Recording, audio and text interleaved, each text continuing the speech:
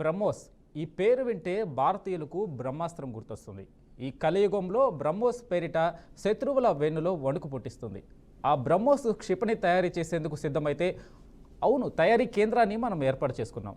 అయితే భారత్ పాకిస్తాన్ దేశాల మధ్య ఉద్రిక్తతలు కొనసాగుతున్న నేపథ్యంలో రక్షణ మంత్రి రాజ్నాథ్ సింగ్ యూపీలోని లక్నోలో బ్రహ్మోస్ క్షిపణి తయారీ కేంద్రాన్ని ప్రారంభించారు. ఉత్తరప్రదేశ్ డిఫెన్స్ ఇండస్ట్రియల్ కారిడార్లో ఈ కేంద్రాన్ని నిర్మించారు. రాజ్నాథ్ సింగ్ వర్చువల్ విధానంలో ఈ కేంద్రాన్ని ప్రారంభించారు. ఈ యూనిట్కు 80 హెక్టార్ల భూమిని యూపీ సర్కార్ ఉచితంగా ఇచ్చింది. ఇదే రోజున మన శాస్త్రవేత్తలు పోఖ్రాన్లో అణు పరీక్షలు చేశారని రక్షణ మంత్రి రాజ్నాథ్ సింగ్ తెలిపారు. తప్పనిసరి పరిస్థితుల్లో ఢిల్లీలో ఉండాల్సి వచ్చింది. నేను లక్నో ఎందుకు రాలేదో మీ అందరికీ తెలుసు. ఇంత తక్కువ సమయంలో ఈ యూనిట్ సిద్ధం చేసిన వారికి అభినందనలు అని అన్నారు. 40 నెలల్లోనే ఈ ప్రొడక్షన్ యూనిట్ను పూర్తి చేశారు అని ప్రశంసించారు.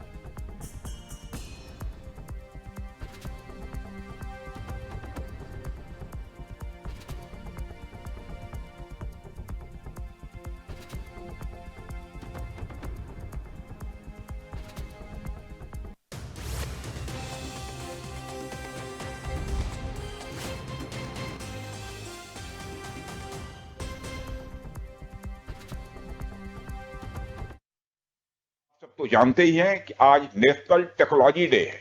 आज ही के दिन 1998 में श्रद्धेय अटल बिहारी वाजपेयी जी के नेतृत्व में हमारे वैज्ञानिकों ने पोखरण में परमाणु परीक्षण करके दुनिया को भारत की ताकत दिखाई थी।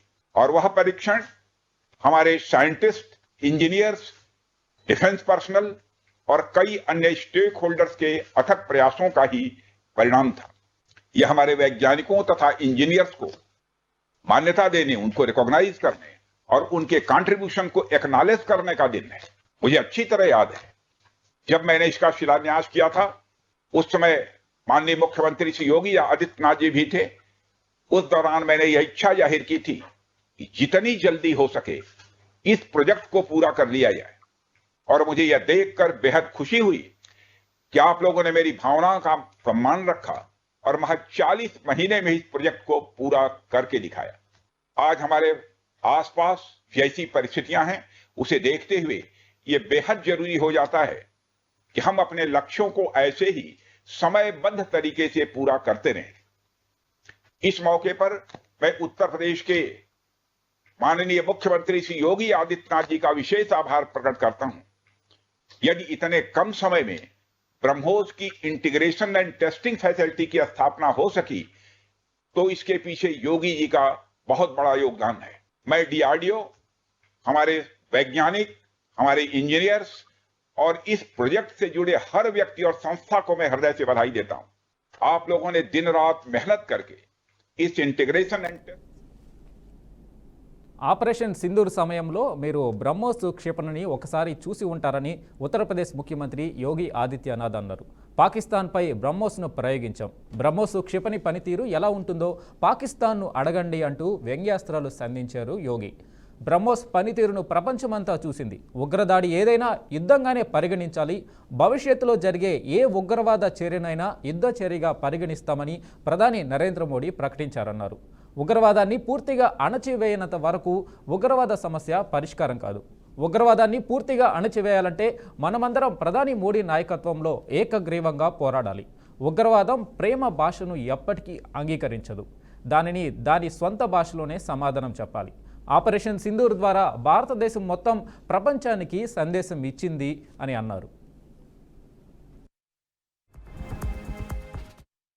मिसाइल क्या होती है, अभी आपने ऑपरेशन सिंदूर के अंदर इस मिसाइल के पराक्रम की एक झलक देखी होगी, और नहीं देखी होगी तो कम से कम पाकिस्तान वालों से पूछ लेना चाहिए कि ब्रह्मोस मिसाइल की ताकत क्या है। आतंकवाद के प्रति प्रधानमंत्री जी ने अब घोषणा की है कि कोई भी आतंकी घटना अब युद्ध जैसा होगा। और याद करना, आतंकवाद को जब तक हम पूरी तरह कुचलेंगे नहीं, तब तक समस्या का समाधान होगा भी नहीं। अब समय आ गया है जब इसको कुचलने के लिए हम सबको एक स्वर से प्रधानमंत्री मोदी जी के नेतृत्व में पूरे भारत को, पूरे उत्तर प्रदेश को मिलकर के इस अभियान के साथ जुटना होगा। आतंकवाद कुत्ते की पूंछ है जो कभी सीधी होने वाली नहीं, जो प्यार की भाषा मानने वाली नहीं है। उसको उसकी भाषा में जवाब देने के लिए ఏడాదికి 100 బ్రహ్మోస్ క్షిపణులు తయారు చేసేలా ఈ ప్రొడక్షన్ యూనిట్ను డిజైన్ చేశారు. 300 కోట్ల వ్యయంతో దీన్ని నిర్మించారు. భారత్, రష్యాల సంయుక్త వెంచర్ అయిన బ్రహ్మోస్ ఏరోస్పేస్ అభివృద్ధి చేసిన ఈ బ్రహ్మోస్ క్షిపణి 290 నుంచి 400 కిలోమీటర్ల దూరంలోని లక్ష్యాలను ఛేదించగలదు. ఈ క్షిపణిని ఫైర్ అండ్ ఫర్గెట్ గైడెన్స్ సిస్టంతో భూ ఉపరితలం నుంచి, సముద్ర తలం నుంచి, గగనతలం నుంచి ప్రయోగించవచ్చు. కొత్తగా ప్రారంభమవుతున్న ఈ క్షిపణి తయారీ కేంద్రం నుంచి 100 నుంచి 150 కొత్త తరం బ్రహ్మోస్ క్షిపణులను తయారు చేయనున్నారు. ఈ కొత్త తరం బ్రహ్మోస్ క్షిపణులు ఏడాదిలోగా డెలివరీకి సిద్ధం కానున్నాయి. ఈ న్యూ జనరేషన్ బ్రహ్మోస్ క్షిపణి పరిధి 300 కిలోమీటర్లు. దీని బరువును కూడా తగ్గించారు. ప్రస్తుత బ్రహ్మోస్ క్షిపణి బరువు 2900 కిలోలు కాగా ఇది న్యూ బ్రహ్మోస్ క్షిపణి బరువు 1290 కిలోలు మాత్రమే. ధ్వని వేగం కంటే 3 రెట్లు ఎక్కువ వేగంతో ఇది ప్రయాణించగలదు.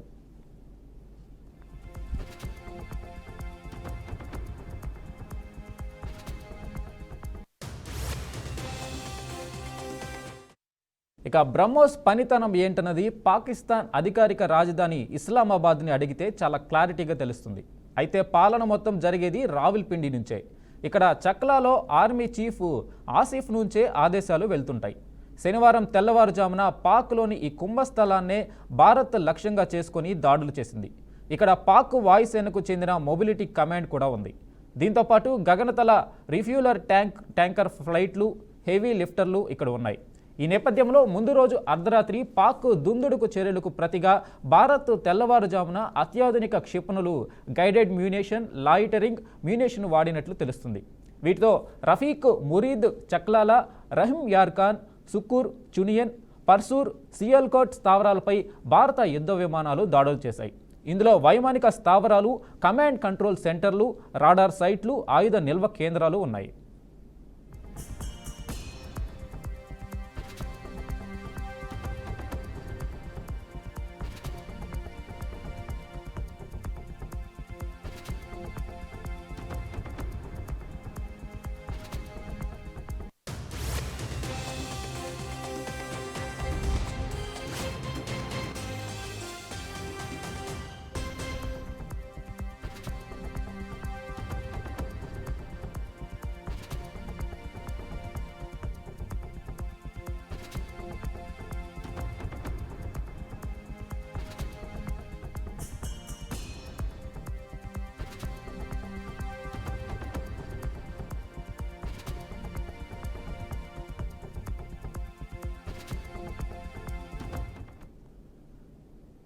ఇక బ్రహ్మోస్కి సంబంధించిన విశేషాలు మనతో పంచుకోవడానికి అనలిస్టు రామ్మోహన్ రావు గారు ఉన్నారు. ఆయన అడిగి మరిన్ని విశేషాలు తెలుసుకుందాం. రామ్మోహన్ రావు గారు నమస్తే అండి.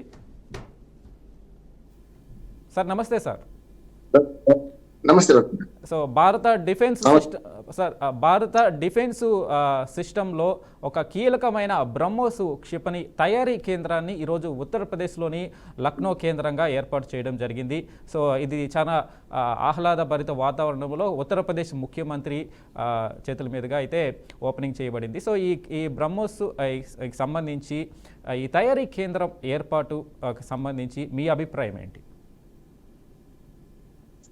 చాలా మంచి పని. ఎందుకంటే మనం ముందు జాగ్రత్తగా యుద్ధం వస్తే ఊహించలేం కదా మనం. కానీ మొదట మనం శక్తివంతం కావాలంటే మంచి ఆయుధాలు సమకూర్చుకోవాలి. ఎప్పుడు కూడా బలవంతుడు ఎప్పుడు యుద్ధానికి తలపడాడు, కానీ బలవంతుడు అని తెలిస్తే ఎదుటివాడు యుద్ధాన్ని తలపడకుండా ఉంటాడు. కనుక దాన్ని అనుసరించి మనం రక్షణ పరంగా అనేక ఆయుధాలు తయారు చేసుకుంటాం. బ్రహ్మోస్ క్షిపణి ఒక రకంగా ట్రిపుల్ యాక్షన్ ఉంటుంది. ఒక రకంగా చెప్పాలంటే భూమి మీదకి వెళ్ళి నౌకల మీదకి వెళ్ళి జలంతర్గా మన కింది నుంచి కూడా మనకు ఆకాశం నుంచి కూడా మనం ప్రయోగించే అవకాశం ఉంది. కనుక బ్రహ్మోస్ క్షిపణికి పేరు పెట్టడమే చాలా విచిత్రమైన పేరు. బ్రహ్మోస్ అంటే మనం బ్రహ్మాస్త్రం లాగా అనుకుంటున్నాం, కానీ మన బ్రహ్మపుత్ర అనేది అట్లాగే మోస్ అనేది రష్యాలో ఉన్నది. ఈ రెండింటి కలయికనే బ్రహ్మోస్ అని చెప్పాలని పేరు పెట్టడం కూడా. ఎందుకంటే రష్యా టెక్నాలజీ మన ఇండియన్ టెక్నాలజీతో కలిపి మనం ఈ బ్రహ్మోస్ క్షిపణి తయారు చేసుకుంటాం. ఇది 400 కిలోమీటర్ల వరకు రేంజ్ పెట్టుకున్నారు. వరకని చెప్పాలంటే ఈ క్షిపణి పనితీరు గురించి వాళ్ళు మంచి మాట అన్నారు. ఎవరు? మన యోగి ఆదిత్యనాథ్. వాళ్ళు అడగండి, పాకిస్తాన్ అడగండి, వాళ్ళు చెప్తారని. అందుకని రావల్పిండిలో మనం చేసిన పని అదే, మొత్తం నాశనం చేసి వచ్చాము ఎయిర్ బేస్ వాళ్ళని. ఆ ఎయిర్ బేస్ కూడా దానికి ప్రత్యేకత ఏంటంటే 1935లో బ్రిటిష్ వారి హయాంలోనే ఎయిర్ బేస్ ఏర్పాటు చేసిండ్రు. అందులో ఆ తర్వాత ఆధునీకరించుకుంటూ వచ్చి వాళ్ళ నూర్ మహమ్మద్ అనే వాళ్ళ నాయకుడు అంటే గవర్నర్ గా పనిచేశాడు, సైన్యాధ్యక్షుడు పనిచేశాడు, వారి పేరు మీద పెట్టారు. ఆ రావల్పిండిలోనే దాన్ని మనం నాశనం చేసి వచ్చాం. అందుకని వాళ్ళని అడగండి అన్న. ఇప్పుడు మన కాకిపిల్లకి ఏం తెలుసు ఉండేల దెబ్బ అన్నట్టు ఉండేల దెబ్బ మనం చూపించాం వాళ్ళకి. కనుక బ్రహ్మోస్ క్షిపణి తయారులో మనం ముందున్నాం. ఇవాళ 80 హెక్టార్లు అంటే దాదాపు 200 ఎకరాల్లో ఈ క్షిపణి తయారు కేంద్రం లక్నోలో ఏర్పాటు చేసుకోవడం జరిగింది. అసలు యాక్చువల్ గా రాజ్నాథ్ సింగ్ వాళ్ళు వెళ్లాల్సి ఉండే అక్కడికి. రాజ్నాథ్ సింగ్ వెళ్ళకపోవడానికి ప్రధాన కారణం ఏంటంటే చెప్పారు, అందరికీ తెలుసు మీకు, నేను ఢిల్లీలో ఉండాల్సి వచ్చింది. వాళ్ళు నర్స సమావేశాలు జరుగుతున్నాయి, రేపు శాంతి చర్చలు అంటున్నారు. కానీ దాని మీద ఏం జరుగుతుందో చూద్దామని చెప్పి మనం అందరూ ఎదురు చూస్తున్నాం. ఆయన పోకుండా వర్చువల్ గా స్టార్ట్ చేస్తూ అక్కడ మన యోగి ఆదిత్యనాథ్ తానే ఒకడే ఇవాళ అన్ని విషయాలు చెప్పారు. ఆయన ఒక రకంగా చెప్పారంటే ప్రత్యక్ష ప్రసారాలు ప్రత్యక్షంగా ఆ క్షిపణికి తయారీ కేంద్రం ప్రారంభించుకుంటూ అన్ని విషయాలు చెప్పారు. ఇది వరకు మంచి వరం అంటున్నాను నేను. అంటే ఎప్పుడు కూడా తక్కువ ఖర్చుతో ఎక్కువ లక్ష్యాన్ని దెబ్బతీయాలి. అందుకని చూడండి, మనకు 3 ట్రిపుల్ యాక్షన్ ఉన్న ఈ బ్రహ్మోస్ క్షిపణి ఉందో అది ఒక రకంగా మనకు వరం. అది మన భారత తయారీ ఒక రకంగా చెప్పాలంటే మన పురాణాలు చూసుకుంటే పాశ్వాతాస్త్రం, బ్రహ్మాస్త్రం అంటాం కదా, ఇది మనకు ఒక రకంగా బ్రహ్మాస్త్రం లాంటిదని నేను అనుకుంటున్నాను. సార్, రామ్మోహన్ రావు గారు, ఈ బ్రహ్మోస్ డిఫెన్స్ సిస్టమ్ అనుకోవచ్చా, లేకుంటే అటాకింగ్ సిస్టమ్ కూడా అనుకోవచ్చా? అంటే శత్రు దేశాల పంపించే మిసైల్ని ఎదుర్కోవడంలో ఇది ఎలా పనిచేస్తుంది, అదేవిధంగా శత్రు దేశాల యొక్క టార్గెట్స్ని ఎలా లక్ష్యంగా చేసుకుంటుంది? అంటే S-400కి ఆకాష్కి కంపేర్ చేస్తే దీనికి ఉన్న ప్రత్యేకతలు ఏంటి? అంటే ట్రిపుల్ యాక్షన్ కదండి. ఇప్పుడు జలాంతర్గాముల నుంచి ప్రయోగించవచ్చు, భూమి మీద నుంచి ప్రయోగించవచ్చు. ఇప్పుడు మన విక్రమ్ నౌక మనకు అరేబియా సముద్రంలో లాంచ్ అయింది, దాని నుంచి కూడా ప్రయోగించవచ్చు. ఒకటి. రెండోది, రెండింటిగా కత్తితోని కూరగాయలు కోయొచ్చు, మిరకాయలు కోయొచ్చు. నేను డిఫెన్స్ పాడుకోవచ్చు, అఫెన్స్ కూడా చేయొచ్చు. మనం ఇంతవరకు అయితే యుద్ధంలో ఎప్పుడు అఫెన్స్ పోలేదు, ఎప్పుడు డిఫెన్స్ లో ఉంటున్నాం. ఆ డిఫెన్స్ లో ఉన్నప్పుడు మాత్రమే మనం అఫెన్స్ చేయగలుగుతాం. ఎందుకంటే ప్రతిసారి కూడా వాడు ఇప్పుడు పాకిస్తాన్ తాను ఓడిపోవడానికి ప్రధాన కారణం ఏంటి? దేనికైనా కూడా వాడు ఎప్పుడు కూడా వాళ్ళు అఫెన్స్ కి పోతున్నారు. అఫెన్స్ పోకుండా ఉంటే ఎప్పుడైనా మన రక్షణ అంటే మనకు సెల్ఫ్ డిఫెన్స్ అంటాం కదా, అది ఎప్పుడైనా అవసరమే అంటున్నాడు. సెల్ఫ్ డిఫెన్స్ లో ఉన్నవాడు ఎప్పుడు కూడా గెలుస్తుంటాడు, అదే అఫెన్స్ వాడు ఎప్పుడు ఓడిపోతుంటాడు. ఎంత శక్తివంతుడైనా సరే చూస్తున్నాం కదా మనం. మన అమెరికా గతంలో ఆఫ్ఘనిస్తాన్ లో 30 ఏళ్ళు తిష్ట వేసి ఏమి సాధించకుండా బయటకు పోయింది. వాళ్ళు ఏం చేశారు? ఇటు పాకిస్తాన్ అటు ఆఫ్ఘనిస్తాన్ వాడుకొని పెద్ద ఎత్తున ప్రపంచవ్యాప్తంగా భయపెడదాం అనుకున్నారు. కానీ ఏమైంది? చివరికి చేతులు కలుసుకొని వాళ్ళ అత్యాధునిక ఆయుధాలతో సహా అక్కడిని విడిచిపెట్టి తీసుకుపోవడానికి కూడా అంతకంటే ఖర్చు ఎక్కువైతే చేసిన పరిస్థితి చూస్తున్నాం. కనుక మనం ఎప్పుడు కూడా శాంతి కాముకులం. అందుకని గాంధీ పుట్టిన దేశం, రాముడు ఏలిన రాజ్యం, ఇది సమతకు మమతకు సంకేతం అనే పాట కూడా ఉంది దేశభక్తి. అందుకని మన సమతకు మమతకు మనకు ఆలవాలమైన భారతదేశం మీదకి ఎవరైనా వస్తే మనం ఊరుకునేది లేదు, మనం ఎవరి తెరువు అన్యాయంగా పోయేది లేదు ఎక్కడిగా. సార్, రామ్మోహన్ రావు గారు, మీరు అన్నది కరెక్టే. అంటే మనం అటాకింగ్ మోడ్లో ఉన్నాం, డిఫెన్సివ్ మోడ్లోనే ఉంటాము ఎప్పుడు కూడా. సో శత్రు దేశాలు ఏదైనా అటాక్ చేస్తేనే మనం కౌంటర్ అటాక్ ఇస్తామని చెప్పడం. కానీ ప్రస్తుత భారత ప్రభుత్వము, నరేంద్ర మోడీ ప్రభుత్వంలో పరిస్థితులు మారుతున్నట్టుగా కనిపిస్తూ ఉంది. అంటే సీఎం యోగి ఆదిత్యనాథ్ చెప్పినట్టుగా మనం ఇక ఉగ్రవాదాన్ని సహించబోము. ఏదైనా ఉగ్రవాద దాడి అంటే మనం గతంలో చూసుకుంటే పార్లమెంటు మీద దాడి జరిగిన నేపథ్యంలో కావచ్చు, ముంబై టెర్రర్ అటాక్ నేపథ్యంలో కావచ్చు, అటు హైజాక్, కాందహార్ హైజాగ్, ఒకటి కాదు ఎన్నో రకరకాల హైదరాబాద్లో బాంబు పేలుళ్ల దగ్గర నుంచి ఈ ఉగ్రవాదాన్ని సహిస్తూనే వస్తున్నాం. ఎప్పుడు యుద్ధం దిశగా మన భారత ప్రభుత్వం అడుగులు వేయలేదు. కానీ ఇప్పుడు పరిస్థితి మారింది అనుకోవచ్చా మనం? అంటే ఉగ్రవాదం రూపంలో ఎటువంటి చర్య భారత వైపుకి పాకిస్తాన్ దగ్గర నుంచి వచ్చినా దాన్ని యుద్ధంగానే ట్రీట్ చేస్తాము అని చెప్పడం అయితే ముఖ్యమంత్రి యోగి ఆదిత్యనాథ్ చెప్పడం జరిగింది. సో ఏమైనా మార్పులు వచ్చాయంటారా భారత ప్రభుత్వంలో? నా ఉద్దేశం ఎప్పుడు రాలేదు. మొదటి నుంచి అడిగిన విదేశాంగ మన విధానం నుంచి మొదలుపెట్టి ఇప్పటి దాకా మనం ఎప్పుడు కూడా మనం అఫెన్స్కి వెళ్ళలేదు, వెళ్తలేము కూడా. మనం ఫస్ట్ యూజ్ అనే సిద్ధాంతాన్ని పాటిస్తున్నాం. మనం ఏది మొదలు పెట్టింది వాడు ఎవరైనా మొదలు పెడితే మనం ఆగం కూడా. అందుకని 1947-48 యుద్ధం కూడా ఎందుకు వచ్చింది? విద్వేషాల పునాది మీద పాకిస్తాన్ పోయి ఇంకా కావాలి మాకు అని చెప్పి ఆనాడే రెండు ఒక రకంగా చెప్పాలంటే రాష్ట్రాలను కబలించే ప్రయత్నం చేశారు. ఒకటేమో మనకు జమ్మూ కాశ్మీర్ ను సగం వరకు సక్సెస్ అయ్యారు వారు. హరి సింగ్ అక్కడి రాజుగా ఉన్నప్పుడు ఇప్పుడు పైఓకి అక్కడ సమస్యనే కదా. అటు పక్కన వాళ్ళు బెలూచిస్తాన్ కూడా మన దేశంలో భాగం కదా అన్నాడు విడిపోయేటానికి. అంతకుముందు అఖండ భారత్ లో ఉండొచ్చు కానీ మనకు ఈ బ్రిటిష్ సామ్రాజ్యంలో లేదు. అయినా దాన్ని బెలూచిస్తాన్ స్వాధీనం చేసుకున్నారు. కొంత వీళ్ళు, కొంత ఆఫ్ఘనిస్తాన్ వాళ్ళు స్వాధీనం చేసుకున్నారు. కనుక రెండు పక్కల ఆనాడు సామ్రాజ్యవాద విస్తరణతో వాళ్ళు వెళ్ళారు. కానీ 47-45 యుద్ధంలో కానీ, లేకపోతే 65 పాకిస్తాన్తో యుద్ధంలో కానీ, అట్లాగే 71లో పాకిస్తాన్తో బంగ్లాదేశ్ విముక్తి యుద్ధంలో కానీ, చివరికి 99లో మన భూభాగం మీద వాళ్ళు చొచ్చుకొస్తే తరిమి కొట్టేవాళ్ళు వెనక దాకా. కానీ మనం ఎక్కడ కూడా వాళ్ళ భూభాగాన్ని స్వాధీనం చేసుకోలేదు. 4 సార్లు అవకాశం వచ్చింది మనకు. ఆనాడు కనుక మనకు హరి సింగ్ సంతకం చేయగానే మనం పిఓకే మిగలకుండా చేయొచ్చు మనం ఆనాడే. కానీ లైన్ ఆఫ్ కంట్రోల్ అని ఒక ఐక్యరాజ్య సమితి చెప్పిన దాన్ని కట్టుబడి మనకి ఎక్కడైతే లైన్ ఆఫ్ కంట్రోల్ ఉందో అక్కడి వరకే మనకు పరిమితమైన మన సైన్యాన్ని అక్కడికి, అది చాలా పెద్ద పొరపడుతున్నాడు.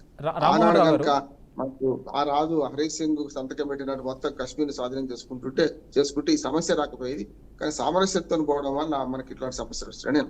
రామ్మోహన్ రావు గారు, మనం బ్రహ్మోస్ క్షిపణి గురించి మాట్లాడుకుందాము. అయితే దీంట్లో మొట్టమొదటగా తీసుకుంటే రష్యా భారత్ భాగస్వామ్యంగా ఈ బ్రహ్మోస్ డెవలప్మెంట్ అయితే జరిగింది. సో రష్యా సొంతంగానే డిఫెన్స్ సిస్టమ్ని తయారు చేసుకోవడం, ఎలాంటి డిఫెన్స్ సిస్టమ్ తయారు చేసిందో కూడా S-400 రూపంలో మన కళ్ళ ఎదురుగానే మనకు కావచ్చు ప్రపంచానికి కూడా రష్యా యొక్క డిఫెన్స్ సిస్టమ్ ఒక పవర్ ఏంటో తెలిసింది. సో అలాంటి నేపథ్యంలో రష్యా భారత్తో కొలాబరేట్ అయ్యి మరి బ్రహ్మోస్ క్షిపణిని డెవలప్ చేయాల్సిన అవసరం ఏమొచ్చింది? ఏంటి ఈ బ్రహ్మోస్కి అంత ప్రత్యేకత? అంటే ఎప్పుడైనా ఆయుధాలను దిగుమతి చేసుకోవడం కంటే సొంతంగా తయారు చేసుకోవడం రెండు లాభం. ఒకటి, మన చౌకలు తయారు చేసుకోవచ్చు. మన భూభాగం మీద ఉంటాయి కనుక దానివల్ల రవాణా ఖర్చులు ఇవన్నీ తప్పే కదా మనకు. అందుకని రెండు రకాలు చూసాం. ఉత్పత్తి కేంద్రం మన దగ్గర ఉంటే టెక్నాలజీ ఎక్కడైనా వాడుకోవచ్చు. అంతేందుకు భారతదేశ స్వాతంత్రం వచ్చిన కొత్తలో పరిశ్రమలు అట్లాగే మనకు వ్యవసాయం రెండు కలగలిపి నెహ్రూ గారు ఆలోచన చేశారు. అట్లానే మనకు ఆనాడు మిశ్రమ ఆర్థిక విధానం కూడా ఇప్పటికీ మొన్నటి 91 ఆర్థిక సంస్కరణ దాకా కూడా మనం మిశ్రమ ఆర్థిక వ్యవస్థను ముఖ్యంగా పాటించడం కూడా. అట్లే ఎందుకంటున్నాను బొకారో ఉక్కు కర్మాగారం, అట్లాగే బాక్రానంగల్ ప్రాజెక్టు, ఇవన్నీ కూడా రష్యా కొలాబరేషన్ తయారు మనం కట్టుకున్నాం. కానీ ప్రాజెక్ట్ అక్కడ అట్లేం కాదు. ఇది అంతే. ఆనాడు నీటి ప్రాజెక్టులు కానీ, ఉక్కు కర్మాగారాలు లాంటివి కానీ, పెద్ద పెద్ద పరిశ్రమలు కానీ, BHEL లాంటివి కానీ మనం తయారు చేసుకోవడానికి టెక్నాలజీ రష్యా మనకు మంచి మిత్రుడు. రష్యా కొలాబరేషన్ తో తీసుకున్నాం. ఎన్నడూ అమెరికా ఇట్లాంటి వారికి సహాయం చేయలేదు కూడా మనం. చైనా అంతకంటే చేయలేదు మనం. కనుక మన ఆనాటి చీనాటి దాకా మనం ఏం చేస్తున్నాం, మనదైన రీతిలో రష్యా సహకారం తీసుకొని చేస్తున్నాం. రష్యా తయారు చేస్తే మనం దిగుమతి చేసుకోవడం వేరు. మనదైన రీతిలో మనం టెక్నాలజీని దానికి జతపరిచి, కొన్నిసార్లు ఏముంటుంది అంటే కొన్ని కార్లు వస్తాయి, మన రోడ్లకు అనుగుణంగా మనం తయారు చేసుకోవాలి కదా. కార్లు అమెరికా రోడ్లకు అనుగుణంగా తయారు చేసిన కార్లు మన దగ్గర పనికిరావు. కనుక ఇక్కడ మన పరిస్థితులకు అనుగుణంగా తయారు చేసుకున్న క్రమంలో బ్రహ్మోస్ను మనం మరింత అభివృద్ధి చేసుకున్నాం. టెక్నాలజీ రష్యాది, కొలాబరేషన్ రష్యాది.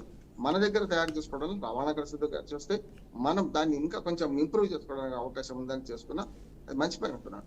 లక్నోలో 200 ఎకరాల్లో ఇది మనం పెట్టుకొని వాళ్ళు తయారు చేసుకుంటాం అంటే సొంత ప్రోడక్ట్ ఎప్పుడు కూడా మనకి పనిచేస్తుంది. అది ప్రపంచవ్యాప్తంగా రుజువైన నిజమని. రామ్మోహన్ రావు గారు, ఇప్పుడు భారతదేశంలో ఈ డెవలప్ చేసిన ఈ క్షిపణి తయారీ కేంద్రాన్ని రష్యా కూడా వాడుకునే అవకాశం ఉంది. అంటే ఇద్దరు కొలాబరేషన్లోనే ఈ కేంద్రం ఏర్పాటు చేశారనుకోవచ్చా? అంటే రష్యాకు కూడా ఇక్కడి నుంచి బ్రహ్మోస్ ఏదైతే తయారు చేసే కేంద్రం నుంచి రష్యా కూడా భాగస్వామ్యం అవుతుందంటారు? ఎందుకు అప్పుడు అవుతుంది కదా. ఇప్పుడు అవసరమైతే వాళ్ళు మనకు సాయం చేస్తారు, మనం వాళ్ళకి సాయం చేస్తాం. ఎందుకంటే రష్యా ఇప్పుడు యుద్ధంలో ఉన్నది. అనుకోకుండానే మన దేశం కూడా యుద్ధంలో ఉన్నది. యుద్ధం అనే వాళ్ళు యుద్ధం మొదలు కాలేదు, ఆట మొదలు కాలేదు. కానీ ఇప్పుడు ఆట యుద్ధం లాగానే ఉంది కనుక, డిఫెన్స్ లో పోతున్న యుద్ధం లాగానే ఉంది కనుక మనం ఇద్దరం వాడుకుంటాం. అందుకని ఒక సామెత ఉంది ఒకటి కదా, మన స్నేహితుడు బలంగా ఉంటే మనం కూడా బలంగా ఉన్నట్టే లెక్క కదా. ఎందుకు అంటే స్నేహితుడు ఆర్థికంగా ఉండనుకోండి, మన అప్పు అడగకుండా ఉంటాడు కదా. మన ఇప్పుడు స్నేహితుడు బలంగా ఉంటే మనకి ఏదైనా కష్టం వచ్చినప్పుడు ఆదుకుంటాడు కదా. మన స్నేహితులు బలంగా ఉంటే ఆ బలానికి మనం చిన్నదైన బలం తోడవుతాం కదా వాళ్ళ కష్టం వచ్చినప్పుడు కూడా. కనుక 1+1 మనకు 2 అవుతాయి, కానీ 1 ఆ ప్లస్ తీసే 11 అవుతాయి. ప్లస్ కూడా తీసేయండి, 1 పక్కన 1 పెట్టి 11 అవుతాయి. కనుక ఎప్పుడు కూడా బలమైన స్నేహితులు ఉండడం మంచిది అంటున్నా. కానీ అందరికంటే మనకు ఆర్థిక రంగంలో కావచ్చు, మన మన యుద్ధ రంగంలో కావచ్చు, సామాజికంగా కావచ్చు, ఒక స్నేహితుడు ఉంటే మనం ఖచ్చితంగా మన బలం అవుతాం. అందుకని ఇంకో సామెత కూడా ఉంది, మన మిత్రులు ఎంచుకోవచ్చు ప్రపంచంలో ఎక్కడైనా సరే. కానీ ఇప్పుడు నాకు అమెరికా మిత్రులు, చైనాల మిత్రులు ఉన్నారు, మన జరుగుతున్న జమ్మూ కాశ్మీర్ లో, మన దేశంలో చాలా ప్రాంతాల మిత్రులు అనుకోండి, నేను బలమైన లెక్క కదా. అదే మనకు శత్రు మన ఇరుగు పొరుగు వారిని ఎంచుకోలేము మనం. ఇప్పుడు మన పాకిస్తాన్ మన పక్కనే ఉంటుంది, ఏం చేసినా పోదని. అట్లానే చైనా మన పక్కనే ఉంటుంది, ఏం చేసినా పోదని.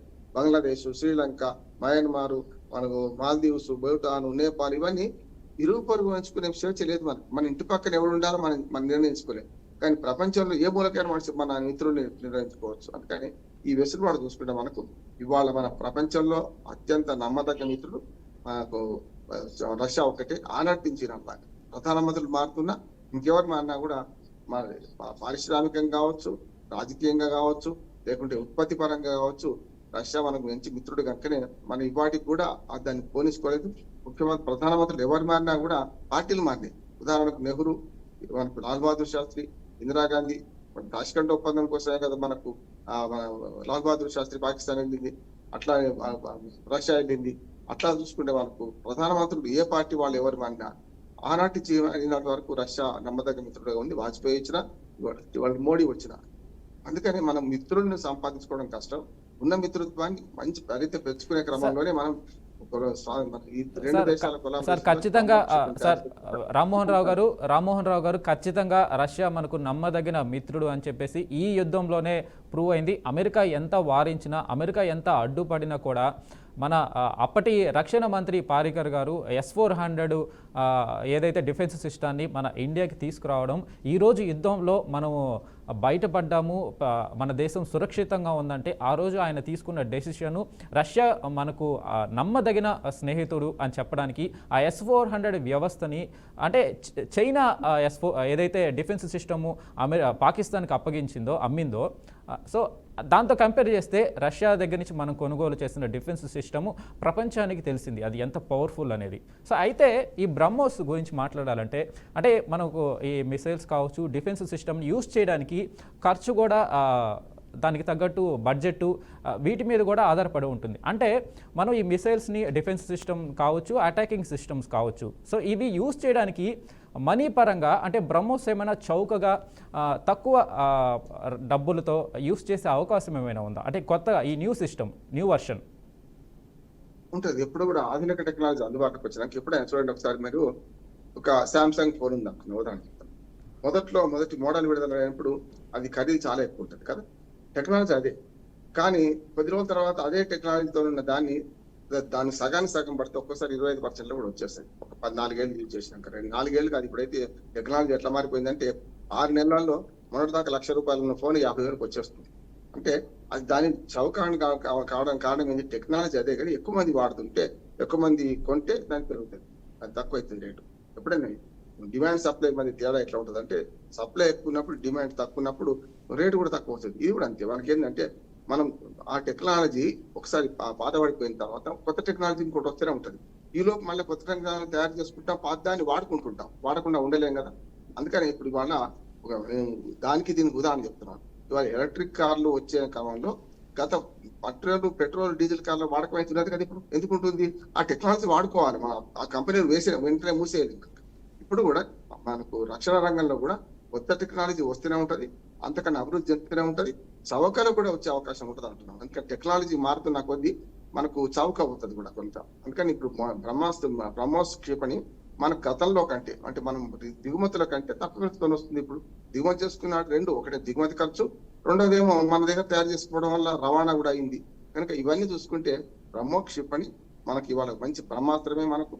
దాంతో పాటు దీన్ని అడ్వాన్స్ టెక్నాలజీని వాడుకుంటున్నాం మనం. అంటే కొత్తది వాడుకోవడం వల్ల ఇంకా ఇంకొకటి ఏమంటే, ఈ పరీక్ష సమయంలో మనం దీన్ని వాడుతుంటే లోపాలు కూడా తెలుస్తాయి. అక్కడికి ఇప్పుడు ఇది 400 కిలోమీటర్ రేంజ్ అనుకుంటున్నాం, 350కి తుస్సుమన్నది అనుకోండి, అరే దానికి ఎందుకయింది? ఆ మోటార్ పొరపాట లేకుంటే తయారీ పొరపాట ఏం జరిగిందని మనం సమీక్షించుకునే అవకాశం ఉంటుంది. ఎప్పుడైనా రైట్. ఒక కత్తి కొత్తది కొనుక్కొని, మన కొత్త కత్తి కొనుక్కొని వాడకుండా ఉంటే తుప్ప పట్టిపోతుంది. Yes. వాడితేనే పనికి వాడితే ఇట్లాంటి సమయంలో వాడుతున్నాం కనుక దాని విలువ తెలుస్తుంది.